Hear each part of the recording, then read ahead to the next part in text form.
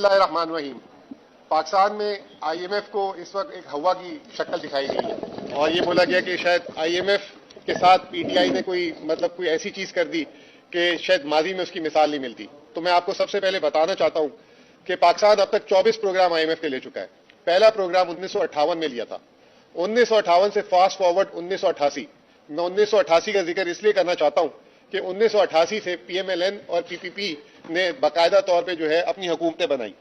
1988 से लेकर 2024 तक पाकिस्तान ने आईएमएफ के 14 प्रोग्राम दिए, जिसमें से सिर्फ एक प्रोग्राम पूरा हुआ और 13 प्रोग्राम नामुकम्मल रहे। जब 13 दफा प्रोग्राम 1988 से लेकर 2024 तक नामुकम्मल हुए तो उस वक्त तो किसी ने किसी को यह नहीं कहा कि इनकी वजह से मुल्क जो है डिफॉल्ट की तरफ चला गया। नंबर एक, उन 14 प्रोग्रामों में 12 प्रोग्राम जो है पीएमएलएन और पीपीपी ने लिए। उन 12 प्रोग्रामों में सिर्फ एक प्रोग्राम पीएमएल ने मुकम्मल किया। पाकिस्तान की तारीख का सबसे बड़ा प्रोग्राम पीपीपी ने लिया 2008 में $10 अरब का, और उसको भी नामुकम्मल किया। फिर उसके बाद दूसरा बड़ा आईएमएफ का प्रोग्राम पाकिस्तान की तारीख में लिया पीएमएलएन ने 2013 में $6.5 अरब का। पीटीआई जब 2018 में आई तो हमें ताने दिए गए कि इन्होंने पहले दिन से आईएमएफ का प्रोग्राम क्यों नहीं लिया। इमरान खान ने उस वक्त 10 महीने नेगोशिएट करके आलमी दुनिया से $10 अरब लेकर आए, चीन से, सऊदी अरब से, यूएई से। उसके बाद आईएमएफ की कंडीशन को नरम कराया और फिर जाके आईएमएफ का प्रोग्राम लिया। इमरान खान का प्रोग्राम भी $6.5 अरब का था और उसमें से इमरान खान ने आधी रकम भी नहीं ली। ये 2008 से 2020 तक वाहिद हुकूमत थी जिसने सिर्फ $3 अरब आईएमएफ से कर्ज लिया। पीएमएलएन ने $6.5 अरब, पीपीपी ने $7.5 अरब उठाए। उसके बाद आपके सामने आपको याद होगा कि 5 फरवरी 2022 को आईएमएफ ने पीटीआई को $1.25 अरब की किस्त दी थी और ठीक उसके एक महीने बाद नो कॉन्फिडेंस मूवमेंट आ गई। हमें यह बोला गया कि हमने पेट्रोल की कीमत और बिजली की कीमत कम करके प्रोग्राम को सबूताज किया। कैसे मुमकिन हो सकता है कि एक महीने पहले $1.25 अरब मिल रहे हैं और एक महीने बाद सबूताज हो गया। उसके सबूत 3 से 4 दफा आईएमएफ की रिपोर्ट्स रिव्यू आ चुके हैं। किसी एक रिव्यू में एक लाइन बता दे कि आईएमएफ प्रोग्राम आईएमएफ ने सस्पेंड किया हो, ये झूठ बोलते रहे। फिर पीएमएलएन आई। पीएमएलएन ने पहले 4 महीने लगाए मिफ्ता इस्माइल ने प्रोग्राम को रिवाइव करने में, 3 दफा मिस कमिटमेंट किया। उसके बाद अगस्त 2022 को जो है प्रोग्राम वापस स्टार्ट हुआ और फौरन आते ही इसहाक डार अक्टूबर में आए और वो अगस्त 15 तक रहे, एक रिव्यू मुकम्मल नहीं कर सके, 10 महीने। और इसहाक डार के अल्फाज आपको याद होंगे, आई डोंट केयर। उसके बाद उन्होंने 2 ऐसे काम किए जिसपे आईएमएफ ने तरदीद की। पाकिस्तान की तारीख में कभी तरदीद नहीं करता आईएमएफ।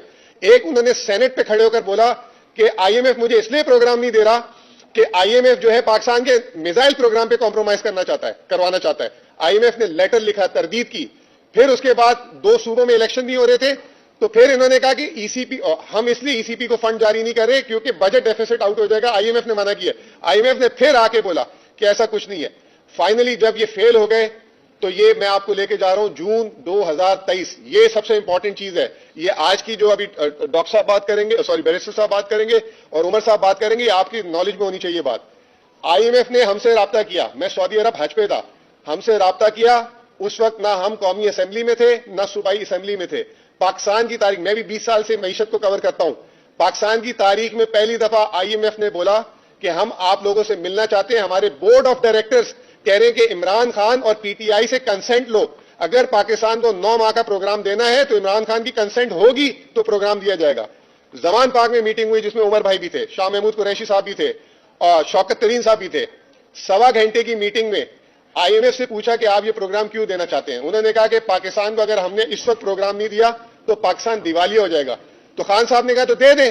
उन्होंने कहा हमारे बोर्ड ऑफ डायरेक्टर्स की गाइडलाइंस है कि पीटीआई की कंसेंट लें, अगर पीटीआई की कंसेंट नहीं होगी तो ये प्रोग्राम नहीं होगा। उस वक्त खान साहब पॉलिटिकली 200 मुकदमे हो चुके थे, बहुत चीजें हो चुकी थी, उन्होंने उसको साइड पे रखा, प्रोग्राम की कंसेंट दी। खान साहब ने पूछा कि ये प्रोग्राम है क्या। उन्होंने कहा 9 महीने का प्रोग्राम है, 3 हिस्सों में। पहला हिस्सा पीडीएम, दूसरा हिस्सा केयर टेकर, तीसरा हिस्सा नई गवर्नमेंट जब केयर टेकर नई गवर्नमेंट आएगी उसको हम किस देंगे।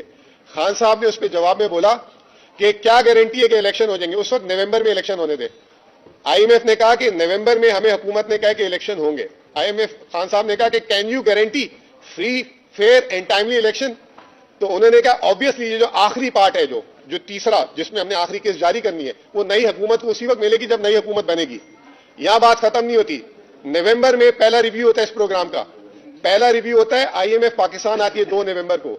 4 या 5 नवंबर को, ये शायद आप लोगों के लिए आज पहली दफा बात ये मैं कर रहा हूं, 4 या 5 नवंबर को आईएमएफ ने फिर पीटीआई से राब्ता किया और बोला कि आईएमएफ के बोर्ड ऑफ डायरेक्टर्स की रिक्वायरमेंट है आप लोगों से मिलने की। मैंने जो है पैगाम भिजवाया कि जी उस वक्त तो इमरान खान साहब जेल में नहीं थे, अब वो जेल में है और बाकी लीडरशिप हाइडिंग में मुमकिन नहीं हो सकता। उन्होंने 15 नवंबर को रिव्यू मुकम्मल किया, जिसकी किस्त 7 दिसंबर को जारी होनी थी, वो जारी नहीं हुई। बोर्ड ऑफ डायरेक्टर्स ने कहा जब तक पीटीआई की लीडरशिप से नहीं मिलेंगे उस वक्त तक ये आगे किस्त नहीं चलेगी।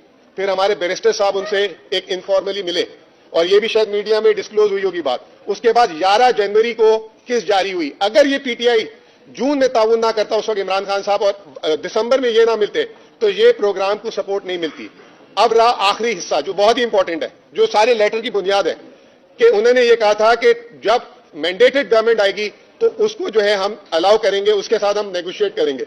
अब हमें यहां लगता है कि जो ये सारा कुछ अभी उमर भाई भी बताएंगे कि ये इलेक्शन और आप लोगों से भी ढकी छुपी बात नहीं है, वो बात हमने आईएमएफ को रिमाइंड करानी है। आखिरी में सिर्फ मैं आपको एक सिर्फ मूडीज जो पाकिस्तान की रेटिंग एजेंसी पाकिस्तान की रेटिंग करता है वो क्या कह रहा है कल, उसके सिर्फ आप 2 जुमले सुन लें, फिर उसके बाद मैं उमर भाई आपको हैंड ओवर करूंगा। मूडीज ये कहता है कि Pakistan there is a high uncertainty around the newly elected government willingness and ability to quickly negotiate new programs soon. The forthcoming coalition government electoral mandate may not be sufficient strong to pursue the difficult reforms that will likely to earn the successor program. यानी कि नया programme को earn करने के लिए नई government में भी कोई कैपेसिटी नहीं है। एक सिर्फ आपको बात बता दूं कि ये प्रोग्राम जो अभी चल रहा है ये 30 मार्च को खत्म होगा, आज से 1 महीना 1 दिन बाद, और उसके बाद नया प्रोग्राम शुरू होगा जिसके बारे में हमने आईएमएफ से बात की है। ओवर टू उमर भाई।